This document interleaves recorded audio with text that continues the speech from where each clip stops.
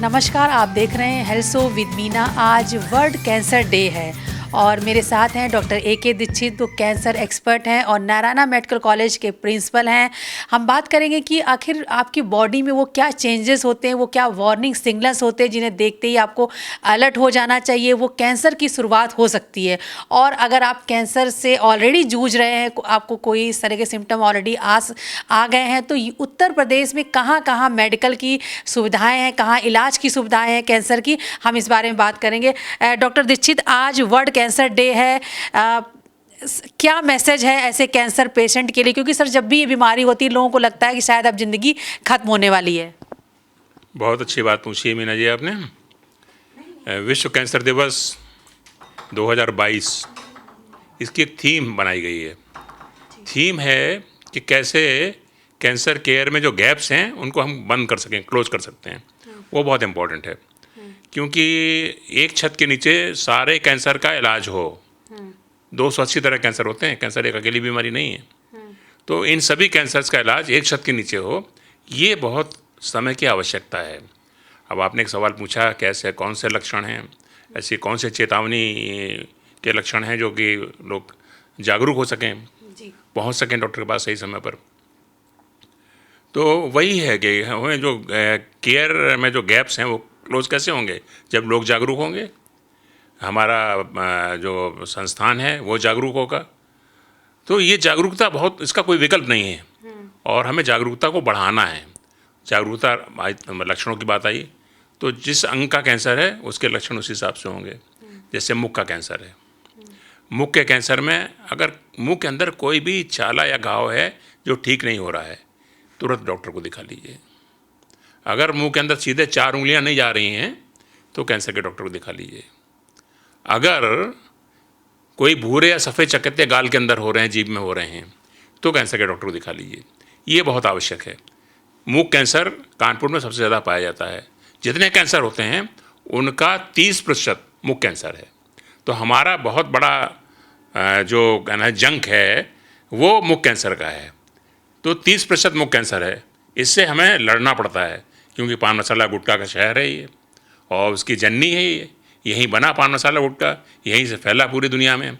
इसलिए यहाँ पर 50 से 60% आबादी पान मसाला गुटखा खाती है। अभी हमारी नई मेट्रो शुरू हुई है कानपुर में, मेट्रो वाले परेशान हैं कैसे बचाएं पान मसाला गुटखा से उसको। तो ये एक, वो तो बचाना अलग बात हो गई, लेकिन आदमी को कैसे बचाएं, उसको कैंसर से कैसे बचाएं, ये हर कैंसर डॉक्टर की यहाँ चुनौती है कानपुर में। तो ये लक्षण 3 मैंने बताए, ये सबको मुँह जबानी आपके चैनल के माध्यम से याद हो जाएं। मैं फिर दोहरा दे रहा हूँ, जैसे कि मुंह में कोई छाला या घाव है, ठीक नहीं हो रहा है, मुंह में भूरे या सफ़ेद चकत्ते हैं, और तीसरा, अगर 4 उंगलियां सीधे मुंह के अंदर नहीं जा रही हैं। सर, एक चीज़ बताइए, क्या जैसे मुंह में खाने पीने में जलन होती है, कुछ खा रहे हैं तो बहुत इरिटेशन हो, क्या वो भी लक्षण हो सकता है कैंसर का? हाँ, ये भी होता है। अगर वो छाला बना हुआ है, अगर भूरे सफ़ेद चकत्ते बने हुए हैं, इन्फेक्शन हो गया उनमें साथ में, तो उनमें फिर जलन भी होगी, उनमें दर्द भी होगा, और उसमें लार ज़्यादा बनने लगती है। सबसे बड़ा महत्वपूर्ण लक्षण, और जीभ का कैंसर है तो उसमें लार बहुत बनती है। आदमी हरदम रूमाल अपने हाथ रखेगा और मुंह पूछेगा बार बार। तो ये महत्वपूर्ण लक्षण है। अब जैसे स्तन कैंसर है, उसके लक्षण अलग होंगे। कोई भी गांठ है स्तन में, छोटी सी भी गांठ है, अगर वो है तो तुरंत कैंसर के डॉक्टर को दिखा लेना चाहिए, शर्म नहीं करनी चाहिए उसमें। और सबसे अच्छा दिखा है स्वतः स्तन परीक्षण। अगर कोई महिला है स्नानागार में अपनी हथेली से स्तन के चारों तरफ घुमा के देख लेती है, कोई गांठ तो नहीं महसूस हो रही है, खासतौर से नहाते समय जब साबुन लगा हो उस समय गांठ अच्छे से पकड़ में आती है। और माहवारी के 1 हफ्ते बाद जो समय होता है, उस समय जो त्वचा है काफ़ी मुलायम होती है और गांठ आसानी से पकड़ में आती है।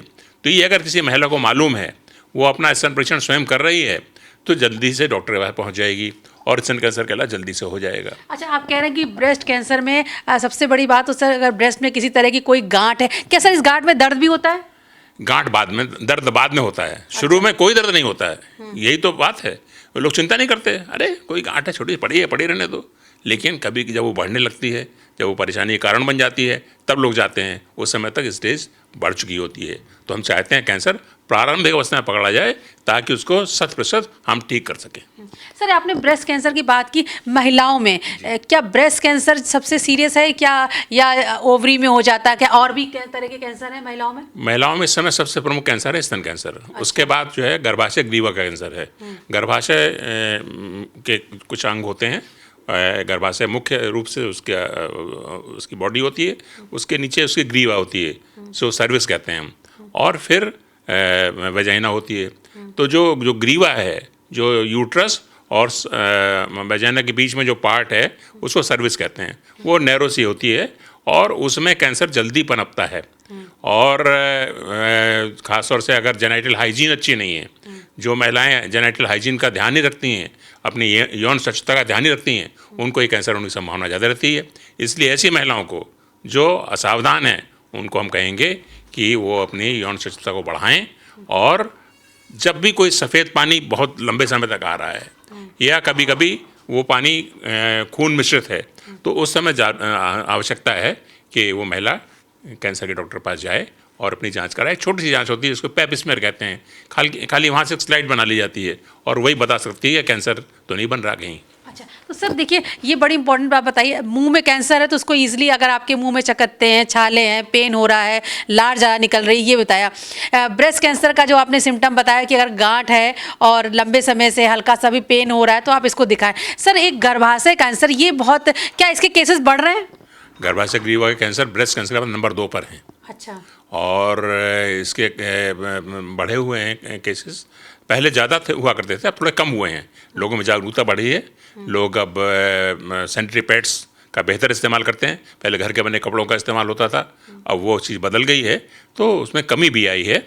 और ये एक अच्छी बात है, ये पॉजिटिव डेवलपमेंट है कि गर्भाशय ग्रीवा कैंसर में कमी आई है। ओवरी के कैंसर कम होते हैं लेकिन गर्भाशय ग्रीवा कैंसर से कम होते हैं। सर उसके क्या लक्षण है? ओवरी का कैंसर बड़ा चोर कैंसर है। अक्सर लोगों को क्या होता है कि खाना ठीक से हजम नहीं हो रहा है, उनको पेट में कुछ अनकम्फर्ट फील करते हैं, थोड़ा असहजता होती है। तो वो जो है उस समय एक अल्ट्रासाउंड बहुत महत्वपूर्ण होता है। अगर अल्ट्रासाउंड करा ली जाए तो ओवरी का कैंसर बड़ी आसानी से पकड़ा जा सकता है। तो सर एक तो गर्भाशय कैंसर का आपने कहा वाइट वाटर डिस्चार्ज, सर ये बड़ी कॉमन प्रॉब्लम है, तो महिलाओं को ये सोच ही नहीं सकती कि कैंसर का भी सिम्टम हो सकता है। जी जी, बहुत कॉमन प्रॉब्लम है उसका, लेकिन उपचार करना चाहिए, उसको ऐसे नहीं छोड़ देना चाहिए। कभी कभी फंगल इन्फेक्शन की वजह से होता है, कुछ दवाओं से ठीक हो जाता है वो डिस्चार्ज, लेकिन अगर डिस्चार्ज बना हुआ है, नहीं ठीक हो रहा है, तो जरूर कैंसर के डॉक्टर को दिखा लेना चाहिए। यानी कि तो महिलाएं हैं, अगर वाइट वाटर डिस्चार्ज हो रहा है तो तुरंत अलर्ट हो जाएं, शायद वो कैंसर की शुरुआत हो सकती है, तो तुरंत अलर्ट हो जाना चाहिए। ओवरी कैंसर में आपने कहा कि अगर पेट की दिक्कतें हो रही हैं तो चेक करवाएं। बिल्कुल, एक अल्ट्रासाउंड जो है बहुत ही महत्वपूर्ण हो सकता है। उसमें एक ट्यूमर मार्कर एक चीज़ होती है, खून से एक जांच होती है, उसको ट्यूमर मार्कर जांच कहते हैं। रक्त में वो ट्यूमर मार्कर बढ़ जाता है, वो प्रोटीन्स जो हैं उस ट्यूमर से निकलती हैं, जो कैंसर कहते हैं हम, और वो रक्त में CA-125 उसका स्तर बढ़ा हुआ आता है। कैंसर डॉक्टर आपको देखेगा तो कहेगा ये रक्त परीक्षण करा लीजिए, अगर ये बढ़ा हुआ है तो इसका मतलब कहीं ओवरी का कैंसर तो नहीं है। सर एक और बात, जैसे जो अबव 40 के ऊपर की महिलाएं हैं, मेनोपॉज के बाद जैसे आप पीरियड नहीं आ रहे हैं, तो क्या उसमें कहीं कोई ऐसे लोग सिंपली सोच लेते हैं कि ठीक है पीरियड नहीं आ रहा, तो अगर बहुत समय से नहीं हो रहा है, क्या कहीं कैंसर डेवलप होने की तो नहीं उसमें? ये बहुत महत्वपूर्ण बात पूछी है आपने। हाँ। सामान्य तौर पर पीरियड जो है 45 के बाद बंद होना शुरू हो जाते हैं। वो पीरियड होता है, उसके बाद मान 3-4 साल बाद फिर पीरियड शुरू हो गए, तो इसका मतलब कैंसर होने की संभावना है। अच्छा। हाँ, अगर ब्लीडिंग 3-4 साल बाद शुरू हो जाती है, ये मैं सोचिए कुछ और है, ये निश्चित रूप से कैंसर है। अच्छा।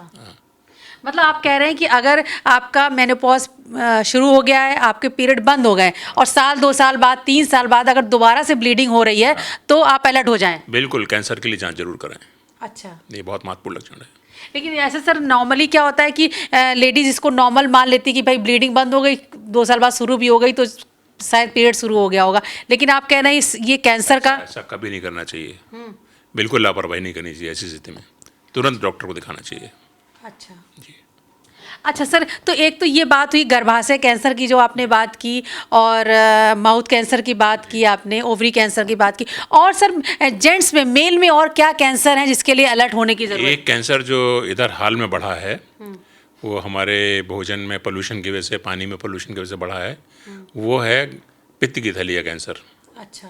और उसमें क्या है, पहले पित्त की थैली में पथरी बनती है, और पथरी का अगर ऑपरेशन करा लिया है तुरंत तो बहुत अच्छी बात है, एक बचत हो जाती है।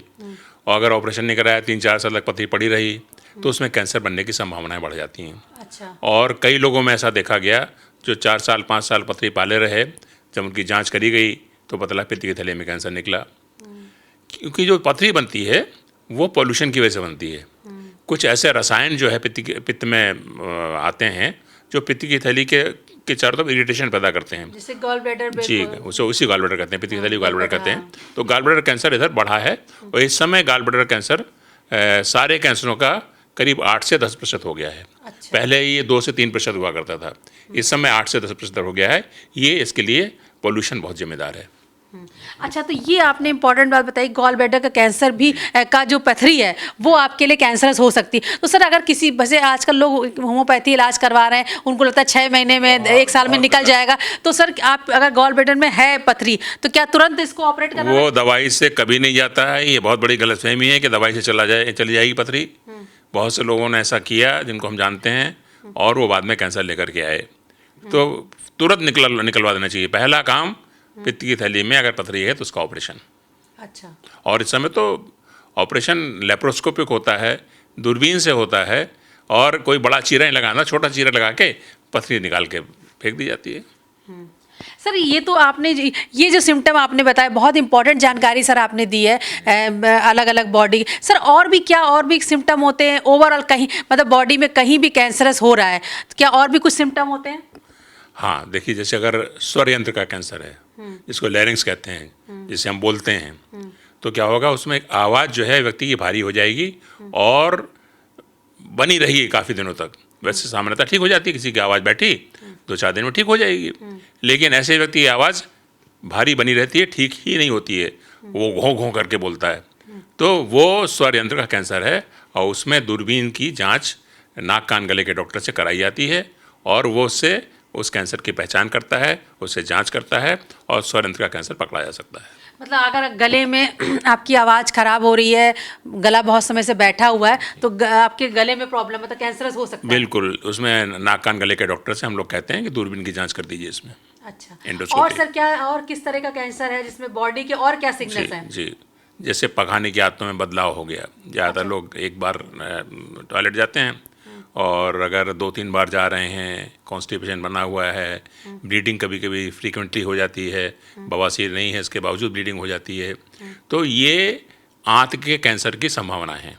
और आंत के कैंसर के लिए भी एक ट्यूमर मार्कर आता है जो रक्त का परीक्षण से पता लग जाता है, और एंडोस्कोपी की जांच से आंत के कैंसर को पता कर सकते हैं। जो फास्ट फूड है ना, फास्ट फूड से क्या हो रहा है, आंत का कैंसर बढ़ रहा है। फास्ट फूड जो है उसमें मैदा काफ़ी होती है, और वो जाके वहाँ डंप हो जाती है, और आंतें हमारी चलती नहीं हैं, तो जो डंप हो गया है फूड वहाँ पर, उससे कैंसरस प्रोडक्ट निकलते हैं, कार्सिनोजन कहलाते हैं वो, और वो वहाँ पर कैंसर पैदा करते हैं आंत की दीवारों पर। तो आंत का कैंसर फास्ट फूड से संबंधित है, हमारी लाइफ स्टाइल से संबंधित है।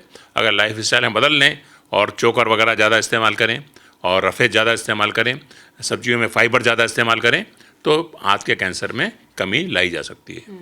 सर एक ये बड़ी इंपॉर्टेंट बात बताइए, पाइल्स जो में बड़ा कन्फ्यूज़न है, क्योंकि अक्सर हो जाता है कि पेट में कॉन्स्टिपेशन चल रहा है, पाइल्स हो गए, को बड़ी कॉमन प्रॉब्लम है, लेकिन सर पाइल्स और कैंसर में कैसे डिफरेंस कैसे पता लगेगा? पाइल्स की डायग्नोसिस बहुत आसान है, कोई भी किसी भी सर्जन को दिखाइए, वो पता कर देगा पाइल्स तो नहीं है।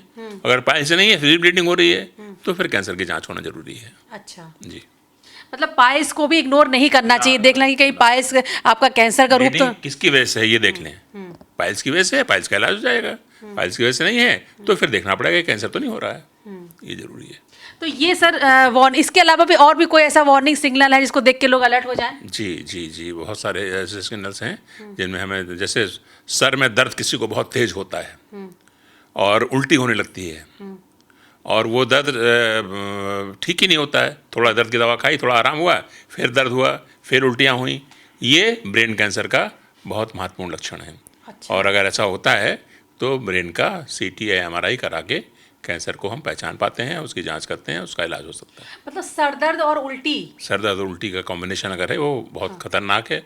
सर दर्द अगर बना हुआ है किसी वजह से नहीं ठीक होता है तो भी सीटी स्कैन या एमआरआई करा लेना चाहिए। अगर साथ में उल्टी है तो निश्चित रूप से कैंसर की संभावना बढ़ जाती है। अच्छा। जी। अच्छा, तो सर दर्द और उल्टी ये अगर सर दर्द उल्टी अक्सर आ रही है और ये बड़ी कॉमन प्रॉब्लम है, तो ये कैंसरस ब्रेन कैंसर का सिम्टम हो सकता है। जी जी जी जी बिल्कुल। इसी तरह फेफड़े का कैंसर है। फेफड़े के कैंसर में सांस फूलेगी, खांसी आएगी। अच्छा, सांस फूलना दमे में भी होता है और खांसी आना टीबी में भी होता है। तो वहाँ पर ये ज़रूरी होता है कि हम एक्सरे तुरंत कराएं और वो एक्सरे पहचान कर लेगा कि टीबी है या कैंसर है या दमे की बीमारी है। तो एक साधारण से एक्सरे, बिल्कुल साधारण से एक्सरे ये हम बता देता कहीं फेफड़े का कैंसर तो नहीं बन रहा है। उसमें अगर हमें शक लगता है कहीं कैंसर हो सकता है तो हम सीटी स्कैन करा लेते हैं। हाई रेजोल्यूशन का आजकल सीटी स्कैन होता है, फेफड़े के कैंसर को आसानी से पहचान सकते हैं। सर ये बॉडी के सिग्नल्स हैं। अगर आपको लगातार सर दर्द और उल्टी की प्रॉब्लम हो रही तो आप अलर्ट हो जाएं, मुंह में छाले सिम्टम इस तरह के कुछ स्पॉट्स पड़ रहे हैं तो अलर्ट हो जाएं। महिलाओं में अगर लगातार वाइट डिस्चार्ज हो रहा है तो अलर्ट होना है। अगर आपको मोशन के साथ में ब्लीडिंग हो रही है तो आप अलर्ट हो जाएं। और अगर खांसी के साथ में ब्लड आ रहा है तो अलर्ट हो जाएं। ये सर सारे, और गॉल ब्लैडर में अगर आपके स्टोन है तो बिल्कुल इग्नोर ना करें, इसमें भी कैंसर की संभावना है। तो सर ये सब बॉडी के वार्निंग सिग्नल्स हैं जो कि अब यहीं पर बात आती है। ये जो लक्षण है ना, पतले का पेट का डॉक्टर देख रहा है या बच्चेदानी का डॉक्टर देख रहा है, फीमेल डॉक्टर देख रही है या ईएनटी का डॉक्टर देख रहा है, तो इन्होंने अगर ये लोग जागरूक हैं तो कैंसर को पकड़ लेंगे जल्दी। लेकिन वहाँ पर अगर ऐसा कोई सिम्टम है तो कैंसर के डॉक्टर को भी दिखा लेना चाहिए। यही है हमें गैप्स को क्लोज करने की बात।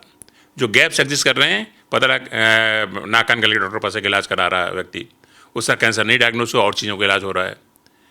ऐसे ये गैप्स नहीं होने चाहिए। ये गैप्स जो एग्जिस्ट कर रहे हैं कैंसर केयर में, उन गैप्स को हमें अवेयरनेस के द्वारा, जागरूकता हमें ज़्यादा ज़्यादा पैदा करनी है, ताकि कैंसर के डॉक्टर का रोल जो है वो बड़ा महत्वपूर्ण हो गया है। वो तुरंत वो डॉक्टर जो इलाज कर रहा है वो कैंसर के डॉक्टर भेजे, भैया देख लो कहीं कैंसर तो नहीं है। तो ये बहुत ज़रूरी है। तो closing the gaps in cancer care, this is very important. और दूसरा जो थीम है वो ये कि एक छत के नीचे अगर सारा इलाज है, सर्जरी भी है, रेडियोथेरेपी भी है, कीमोथेरेपी भी है, न्यूक्लियर मेडिसिन थेरेपी भी है, इम्यूनोथेरेपी भी है, ये सारी थेरेपीज अगर उपलब्ध हैं और सारी डायग्नोसिस उपलब्ध है एक छत के नीचे। जैसे पेट सीटी है, बहुत इंपॉर्टेंट है कैंसर में। पेट सीटी से कैंसर पूरा बॉडी का स्कैन हो जाता है, कैंसर कहीं भी है हम पकड़ सकते हैं उसको पेट सीटी से। खाली एक जाँच से पकड़ सकते हैं। तो पेट सीटी की जाँच है, एमआरआई है, एंडोस्कोपीज हैं, ये सब एक छत के नीचे होनी चाहिए। सर ये तो बात हुई कि अगर आपको प्रॉब्लम है, ये सिम्टम है, आप अलर्ट हो जाएं। सर दूसरी बड़ी बात, जो पेशेंट के सामने इलाज कराने कहाँ जाएं, और कैंसर के ट्रीटमेंट के बारे में कहा था बड़ा महंगा इलाज है। सर आप हमें बताइए यूपी में कहाँ कहाँ बड़े हॉस्पिटल हैं जहाँ पर इलाज आसानी से हो सकता है? यूपी में आप कैंसर केयर को दो भागों में बांट सकते हैं। एक तो प्राइवेट सेक्टर में है, दूसरा गवर्नमेंट सेक्टर में है।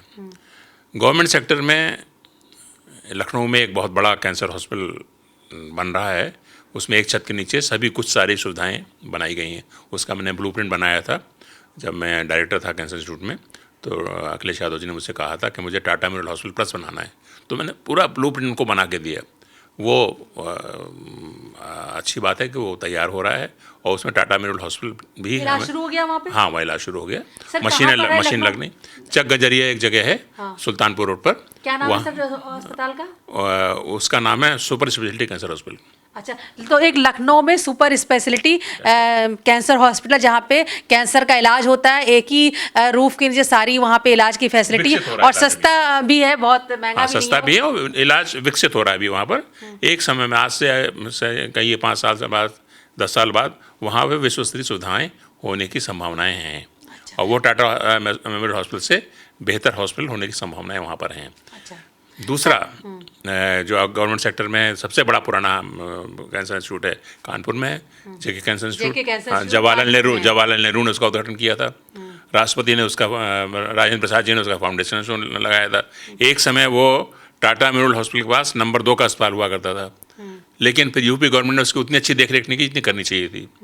वहाँ विकास उतनी तेज गति से नहीं हुआ जितनी गति से टाटा अस्पताल का हुआ। लेकिन अभी भी इस समय वहाँ पर रेडियोथेरेपी की सबसे अच्छी सुविधाएं हैं। मतलब यूपी की सुविधाओं को देखें तो सबसे अच्छी सुविधाएं अगर रेडियोथेरेपी की हैं तो जेके कैंसर अस्पताल में है। अब दुर्भाग्य से वहाँ कोई फुल टाइम सर्जन नहीं है, तो ये एक बहुत बड़ी कमी है। वहाँ पर मेडिकल ऑन्कोलॉजी का पूरा डिपार्टमेंट नहीं है, तो वहाँ पर पेट सिटी होना चाहिए, पेट सिटी नहीं है, तो कमियाँ हैं। इन्हीं गैप्स को हमें क्लोज करना है कि भाई ये कैंसर इंस्टीट्यूट बना है, कैंसर अस्पताल बना है, तो सारी सुविधाएं दो ना वहाँ पर। ये आधी अधूरी सुविधाएं, आधी सुविधाएं से मरीज को परेशानी होती है। हर मरीज तो मुंबई नहीं जाएगा, और मुंबई जाके क्यों जाए मुंबई भाई? बिल्कुल सही बात है, वहाँ रहना। तो मतलब सर अगर एक तो है लखनऊ में है, कानपुर में जेके कैंसर इंस्टीट्यूट हो गया, एक सुपर स्पेशलिटी हॉस्पिटल आपने बताया लखनऊ में, और सर यूपी में कहाँ कहाँ है? बनारस में, बनारस यूनिवर्सिटी में टाटा बीएचयू के अंदर है ये? हाँ, टीएमएच के साथ, टर्मिनल हॉस्पिटल के साथ एक बीएचयू के अंदर नरेंद्र मोदी जी के एफर्ट से एक बहुत अच्छा कैंसर हॉस्पिटल विकसित हो रहा है और वहाँ इलाज शुरू हो गया है। गोरखपुर में भी एक प्राइवेट सेक्टर में हनुमान प्रसाद पोद्दार हॉस्पिटल है, जो कल्याण ग्रुप है, जो कल्याण छापते हैं, उनका है गीता वाटिका में, तो वो एक बहुत अच्छा कैंसर हॉस्पिटल है। मेडिकल कॉलेज में कैंसर उपचार की सुविधा गोरखपुर मेडिकल कॉलेज में है, और वहाँ एम्स बन रहा है। एम्स में भी कैंसर की सुविधाएं गोरखपुर के एम्स में बनाई जा रही हैं। इसके अलावा बरेली में भी है? बरेली में प्राइवेट सेक्टर में भी है, और वहाँ पर प्राइवेट सेक्टर में 2 हैं बल्कि, एक मेडिकल कॉलेज में है और एक प्राइवेट सेक्टर में एक सर्जन और वाइफ है, उन्होंने बनाया हुआ है। आगरा में भी कैंसर के इलाज की सुविधाएं हैं, मेडिकल कॉलेज के अंदर हैं। ओके, तो सर ये तो आपने बताया लखनऊ, कानपुर, गोरखपुर, आगरा, बरेली में ये सुविधाएं हैं, मेरठ में भी हैं कैंसर की, जहाँ पे सरकारी हॉस्पिटल है, जहाँ पे अच्छा इलाज होता है। सर कानपुर में आप भी कैंसर एक्सपर्ट हैं और बहुत समय से आपने एक जागरूकता अभियान भी आप चला रहे हैं। सर आपके नारायणा मेडिकल कॉलेज में, हॉस्पिटल में आपके यहाँ कैंसर के इलाज की क्या सुविधा है? Narayana medical college private sector का है। कानपुर में प्राइवेट सेक्टर में एजेंसी ने बहुत अच्छा काम किया कैंसर में, और नारायणा में प्रयास ये है कि पूरा कैंसर डिपार्टमेंट यहाँ विकसित किया जाए। यहाँ पे पेट सिटी मशीन, जो कैंसर के जांच की सबसे अच्छी मशीन है, जो खाली समय एजेंसी में है, उसको लगाने के लिए हम लोगों ने प्रस्ताव दिया है मैनेजमेंट को, और कैंसर के उपचार की मशीनों का प्रस्ताव दिया है। कैंसर के सर्वांगीण उपचार का हमने प्रयास का यहाँ पे बंदोबस्त करने का एक तरह से संकल्प लिया है। तो आप भी सर अभी तो कैंसर कंसल्टेंसी, मतलब अगर आप एक्सपर्ट हैं, लोग आपको भी दिखाते हैं? आते हैं। आज ही एक पेशेंट आया था, और वो फतेहपुर से आया, मेरा नाम सुन करके देखा मैंने, और उसके मुंह में कैंसर निकला और उसका इलाज शुरू किया। तो लोग आते हैं, ऐसी बात नहीं, और लोग आएंगे, और अक्सर आते हैं मेरे पास। एक हफ्ते में 8-10 लोग ऐसे आ जाते हैं मुझे ढूंढते हुए यहाँ पर। सर आपकी कोई ओपीडी का दिन होता है जब आपको लोग दिखाएं? मैंने यहाँ पे सोमवार से लेके शुक्रवार तक अपने 5 दिन इसके लिए रखे हैं। कोई भी मरीज मुझे ढूंढता हुआ आ जाएगा, मुझे देखना है उसको, मुझे उसकी जांच करनी है, उसका इलाज कराना है, उसको व्यवस्था करनी है उपचार की। बिल्कुल। तो कानपुर में नारायणा मेडिकल कॉलेज में भी आप कैंसर के ट्रीटमेंट की जांच के लिए आप डॉक्टर दीक्षित से भी कंसल्ट कर सकते हैं। बिल्कुल स्वागत है।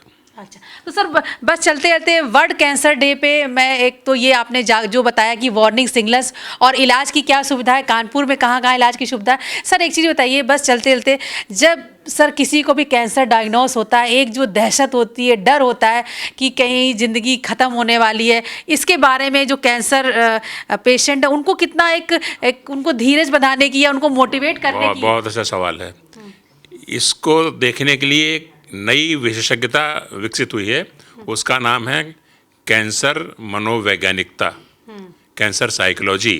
अब इसके विशेषज्ञ होने लगे हैं। सबसे पहले ये प्रयास किया गया अमेरिका में स्लोन केटरिंग हॉस्पिटल में, वहाँ पूरा डिपार्टमेंट बना जिसमें professor, associate professor, assistant professor.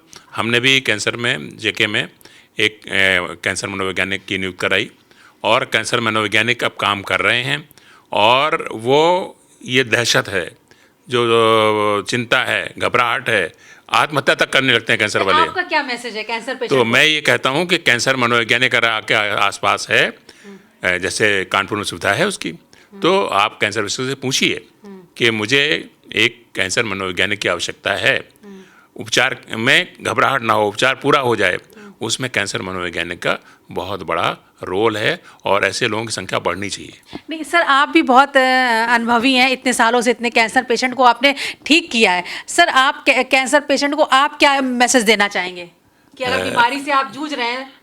Cancer से डरो नहीं, कैंसर से लड़ो। मेरा मैसेज यही रहता है। डरने से काम नहीं चलेगा। कैंसर से लड़ाई संभव है। कैंसर अब ठीक होता है। 50 से 60% कैंसर पूरी तरह ठीक हो जाते हैं, और जो बढ़ी हुई स्टेज में आते हैं उनकी उम्र बढ़ जाती है, और शुरू के स्टेज वाले पूरी तरह 100% ठीक हो जाते हैं। ये मैसेज देना जरूरी है। और जैसे हम लोग इस बार विश्व कैंसर दिवस पे 2 दिन के लिए हम लोग यहाँ पे एक मुख दिखाई कार्यक्रम कर रहे हैं, उसमें नारायणा में कल वो 4 को भी है और 5 को भी हम लोग करेंगे। क्या होगा सर उसमें क्या करेंगे हम लोग कि जो लोग आ रहे हैं, जो पान साल गुटखा खाते हैं, उनको बुलाया हम लोगों ने, वो आएँ और कैंसर के डॉक्टर को अपना मुंह दिखाएं। शादी में मुंह होती है ना, लड़के लड़कियों की होती है, तो हम कहते हैं यहाँ कैंसर के डॉक्टर को जो पान मसाला गुटखा खा रहे हैं वो अपना मुंह दिखा लें एक बार, हम देख लें कोई बूढ़े सफ़ेद चकत्ते तो नहीं है, कोई छाला या घाव तो नहीं है, उनका मुंह पूरा नहीं खुल रहा है, तो हम उनको कैंसर को प्रारंभिक अवस्था में पकड़ सकते हैं और उनको कैंसर से बचा सकते हैं। ये मुख दिखाई परियोजना हमारी करीब 10 साल से चल रही है। नारायणा में हमने इसको और विकसित किया है, और नारायणा में ये कार्यक्रम 4 तारीख को पूरे दिन चलेगा। ठीक, तो इसलिए अगर आपको कोई भी मुंह के कैंसर की कोई भी संभावना या डर या कोई सिम्टम लग रहा है तो आप नारायणा में आके अपना चेकअप करवा सकते हैं। स्वागत है। यहाँ पे सुविधा है जांच की, पैथोलॉजी यहाँ अच्छी है और पैथोलॉजी की जांचें हो जाती हैं, और हम लोग कैंसर का इलाज भी डे केयर OPD में कर लेते हैं, और यहाँ कीमोथेरेपी भी देने की सुविधा है हमारे पास। Thank you sir. ये थे डॉक्टर AK दीक्षित जो कैंसर एक्सपर्ट हैं। उन्होंने बताया कि आपको कैंसर से डरना नहीं है, लड़ना है, और ऐसा नहीं है ये बीमारी क्यूरेबल है, इसका इलाज पूरी तरीके से संभव है। अगर आप टाइम से फर्स्ट स्टेज में, शुरुआती स्टेज में अगर आप इसके लक्षणों को, इसके वार्निंग सिग्नल्स को पहचान लेते हैं तो आप कैंसर से पूरी तरह ठीक हो सकते हैं। आप देखते रहिए हेल्थ शो विद मीना।